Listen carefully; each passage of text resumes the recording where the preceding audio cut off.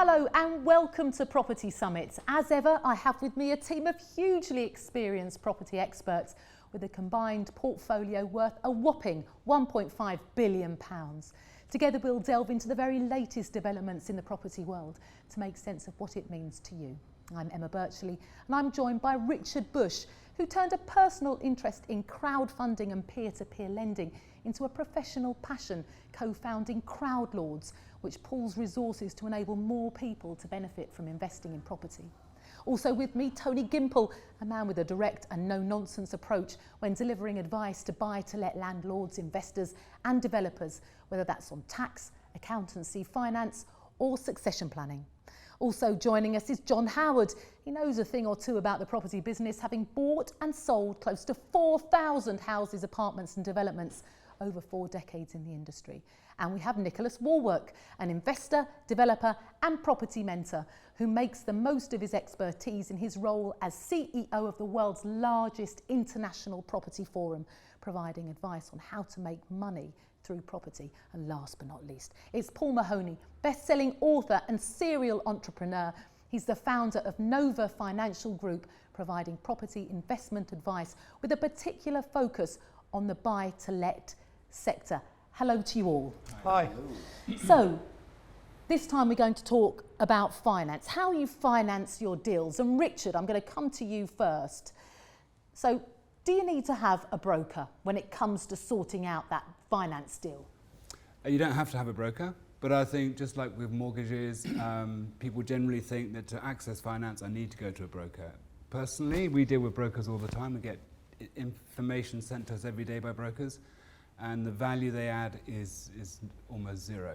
Every time? Almost zero. Yeah. Sounds Wow. Wow. Paul, you're a broker, aren't you? What do you think of that? I don't do a lot of broking myself anymore, but I think that's somewhat unique to Richard's company, though. And what I mean by that is, and I don't think it's fair to say zero, because they wouldn't know about your company if they didn't send you the deal. So that's the value in that transaction, I suppose. Very good point.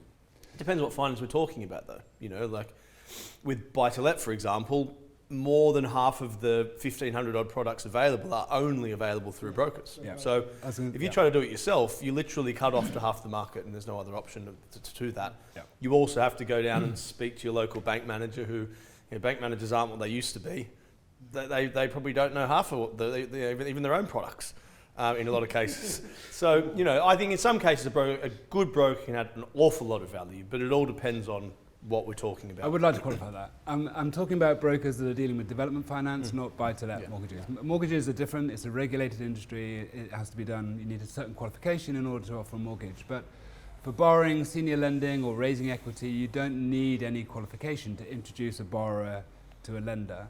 And anybody can set up a brokerage. And I think that their role should be to advise a developer what they're looking for and what they need to deliver the project, and they don't tend to do that. They tend to just forward the information to the lenders and say, do you want to do this or do you not want to do it? And it means the borrower is not getting the best choice, not getting the best advice, or not getting any advice, and that's not good. What's the broker getting out of the deal? 1%, typically. 1%. So if you're looking looking at £1 million deal, it's 10,000? £10,000. In some cases. But what, for forwarding an email? For forwarding an email. In some cases, more than that. It can be more than that. It can be £30,000, £35,000 on typical developments that we might be looking at. So what's the answer then? What should people be doing?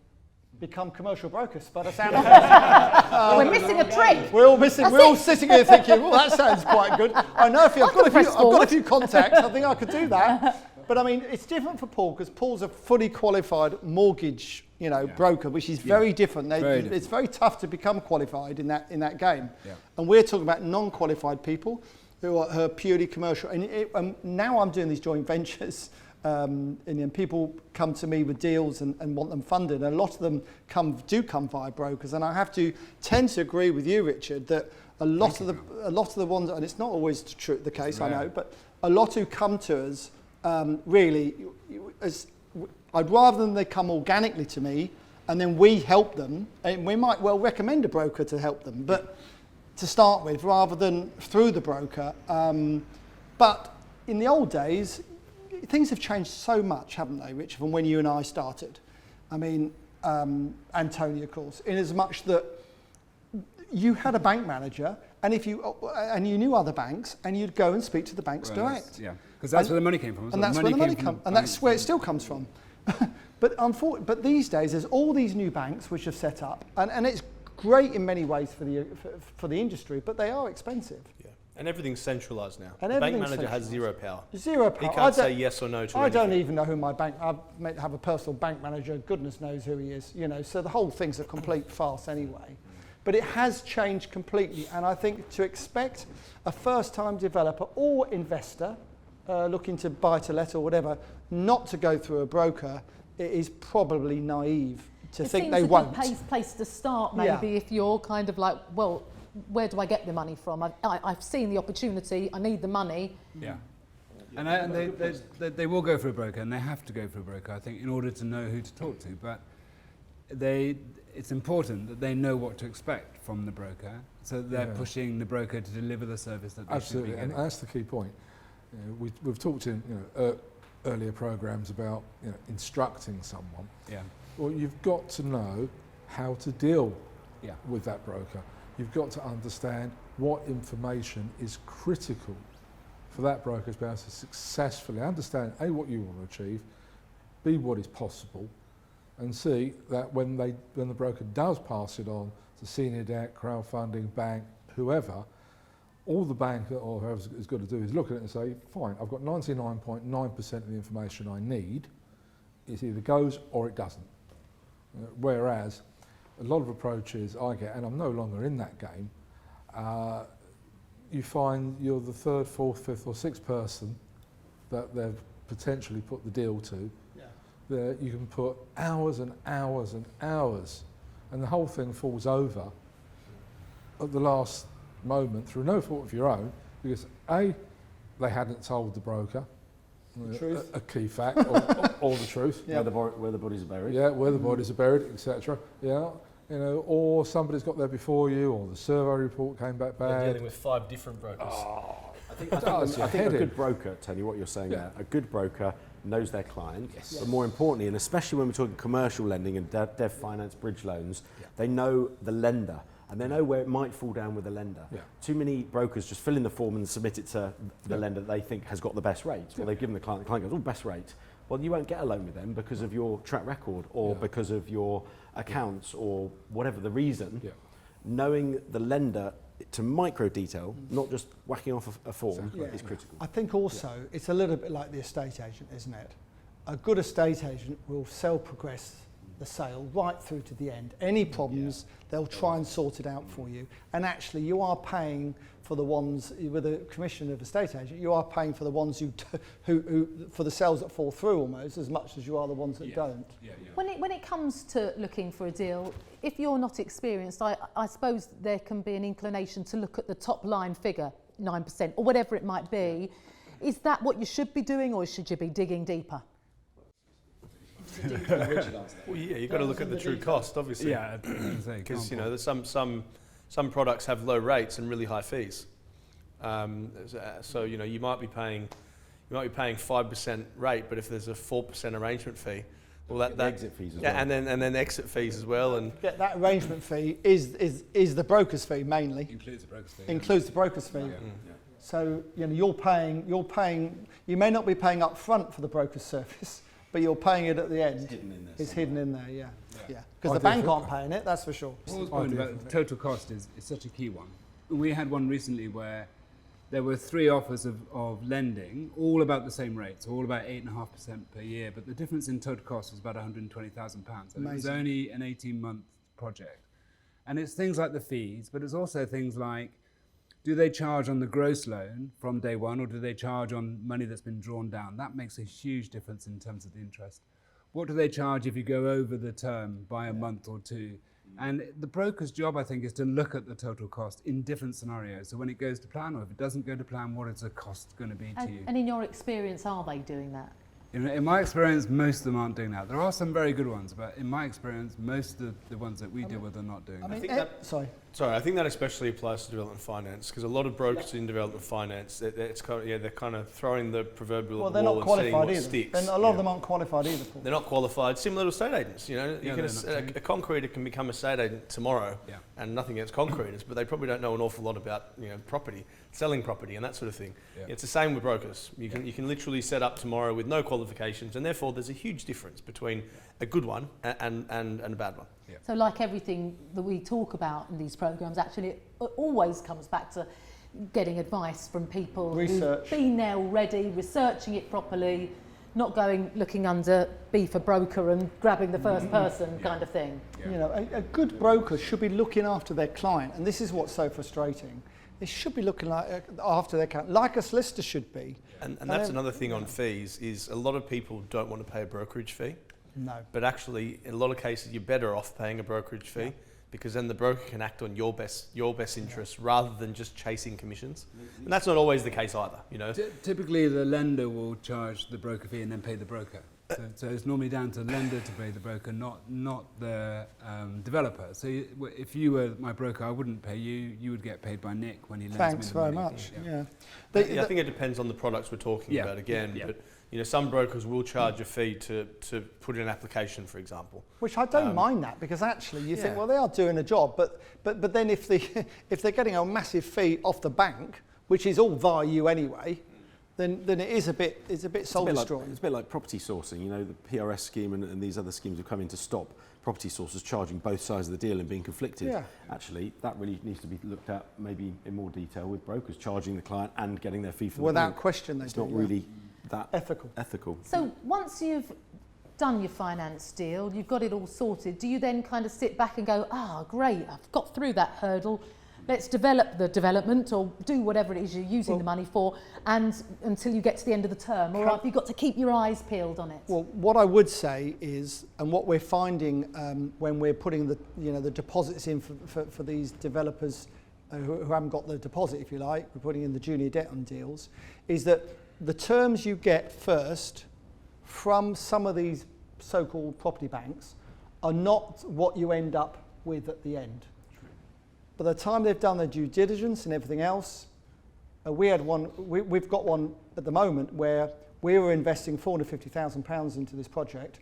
We've ended up having to put in £845,000 because the bank have changed their terms along the way, so the client's been sucked in, if you like, and then in the end... Yeah, to be fair, John, to the banks, I don't like saying that, but to be fair to the banks, the reason they're doing that is that when they make their offer, it's based on certain assumptions, and once those assumptions are proved to be wrong, so for example, a key one is what is the gross value, and once they get the valuation... I won't go into details of this particular project, but because it would be unfair and unprofessional. However, what I would say, it was valued at the right money.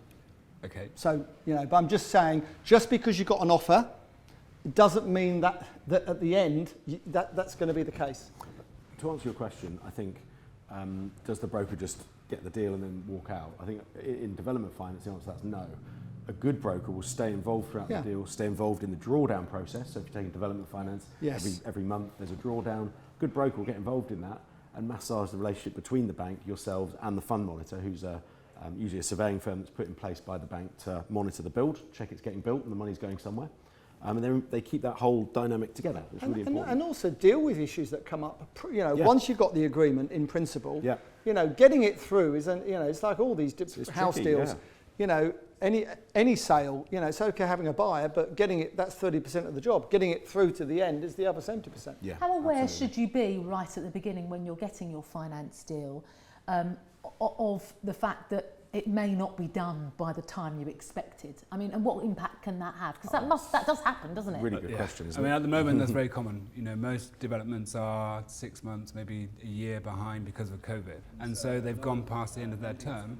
And it's something you have to manage proactively. If you're running the project properly and you're managing your cash flow and you're projecting your cash flow, you'll know you're not going to be able to repay in time. And so you should have that conversation through your broker, ideally, but before you get to the end of the term. And you might want to look to refinance, you might want to look to extend, but you should explore the options and the cost of those options at that point, rather than waiting to get the redemption statement and realising that you can't pay. So you've just touched on an important point, sorry John. The broker relationship, if they've done 100 transactions with that bank, they've got a better relationship than you coming in direct for your first deal. Yeah. So that's where they can add real value, is that relationship to stop the bank going in like vultures. And yeah, one thing I would say is that we bought a site last year in Birmingham off the receiver because the bank have gone bankrupt.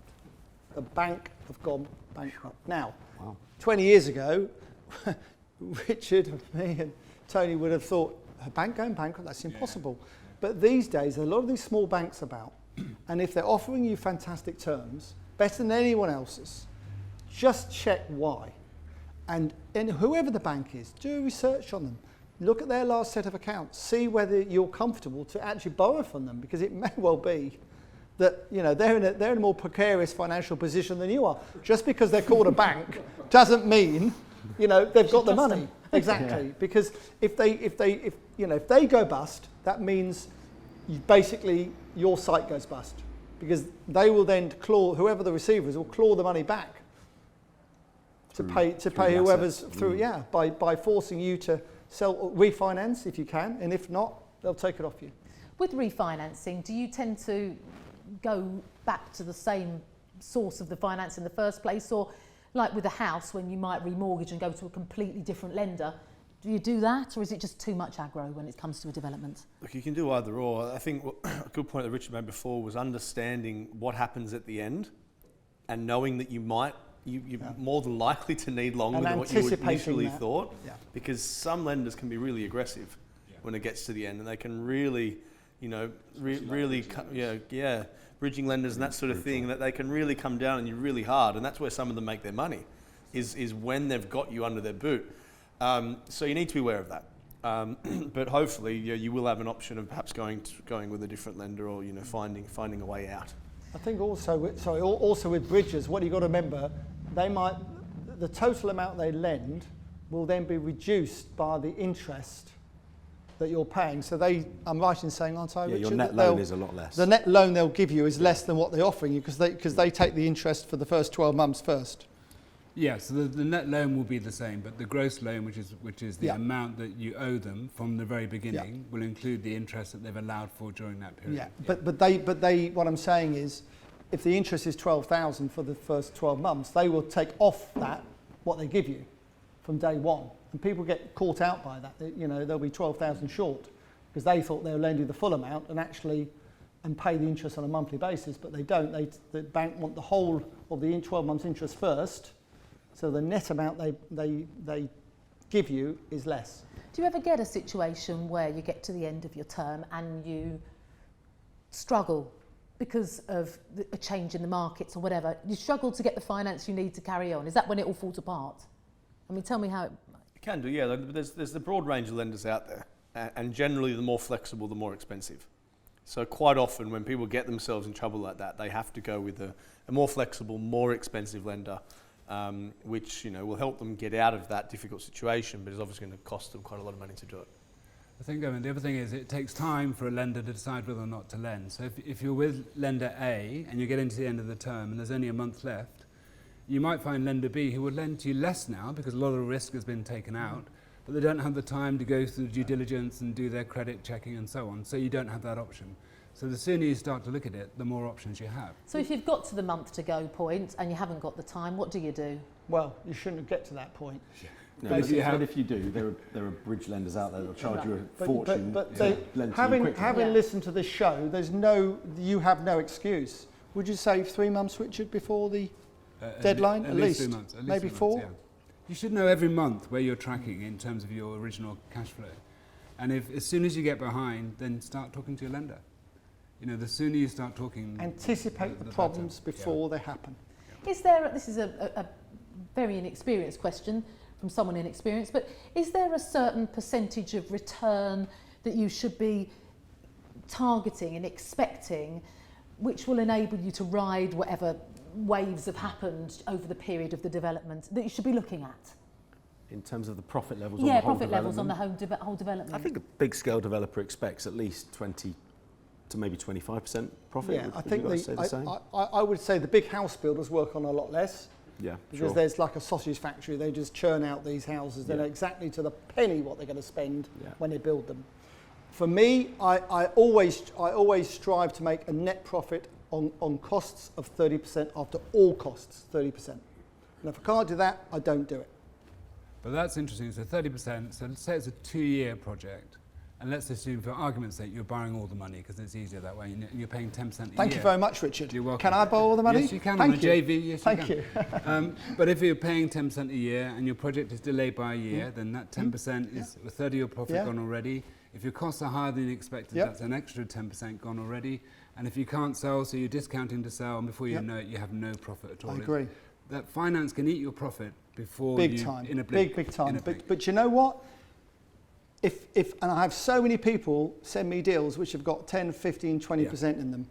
At that level, you're definitely underwater. Definitely. At my level, if it all goes wrong, you may get your money back. Yeah.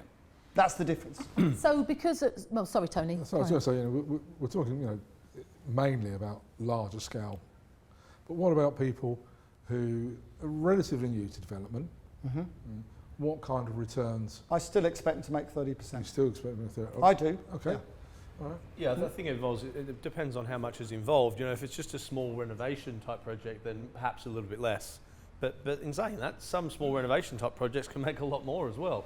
So it's like what Richard said. It's all about accounting for these contingencies, and if you've done that sort of those checks and realise, well, actually this might end up making nothing, then it's not worth doing. No, but also time. I think you'll agree with this, Nicholas. If a deal's going to take 3 years or a deal's going to take 1, if you know it's going to take 1 because it just needs a lick of paint and to put back on the market, then you can be much softer on that than you can on something that's going to take 2. If it's 3 years, you may want to make 40% net profit. Really, so it does. You have to. All these things are an average. You have to use your own emotional and business intelligence to say, well, I know the guys and girls say that, but what is the time risk? How long is it going to be in for? And that's also very important. Also, most lenders don't want to put you in default. Most specialist lenders anyway, they're borrowing money from other people, and they get lent that money on the basis of their track record. Yeah. And the rate, what they pay for that money, is dictated by their track record. So their track record is important to them. So the last thing they want to do is put you in default. So the sooner you talk to them, the more likely they are to find a solution to the problem, because it's not in anybody's interest. No, that's very good advice. I think that's broad advice. I think there are lenders out there that are far more ruthless. There are some. There are some. How you operate, but there's a variety of lenders that have different risk profiles and they want their. But again, these days you can check them out. Exactly. Yeah. It's all about do your research. Find out who's decent. Always stick with. I've got 4. Well, all friends, I like to think we're friends most of the time now, who I trust implicitly because we're professional people. And, there's a saying, there's a racehorse saying in racing, and that is, put your horse in the worst company and yourself in the best. And actually, that's not a bad saying for property as well. Just quickly looking at the impact of COVID, and, there were long periods of time where people weren't going to work, things were all delayed. Have we seen the fallout, the end of the fallout of that when it comes to, people might still have their finance in place, but actually it's coming to the end and they're still a long way off the finish? Finance slowed down substantially when we were at the start of the whole COVID situation. We were all in lockdown. It was much, much more difficult to get. But in my experience, it bounced back super quick. And it's probably almost better now than it was then. Almost more efficient than they were, really, because whether it's because they're working from home or not. Yeah, but I think from maybe they need to be. Richard says no to me really quickly now. Yeah. Just be so polite. But your point was, are we going to face the problem of COVID, the problems caused by COVID now? Maybe people who are developers who are in the middle of a deal and it's all been delayed and the end of the term is coming, and have we not actually seen the full implications Well, we're yet? seeing it now. So most days I'll talk to a developer who's experiencing a delay they should have been paying back about now over the next 3 to 6 months, and we're talking now about what we do about it. So it's coming out of the woodwork now, I would say. Okay, well, plenty of advice there, as always, from you all, this time about how to finance your deal and the best way to go about it. Thank you all very much. Pleasure. Fun. I'm sure you've got some excellent tips to take away. We'll see you next time on Property Summits.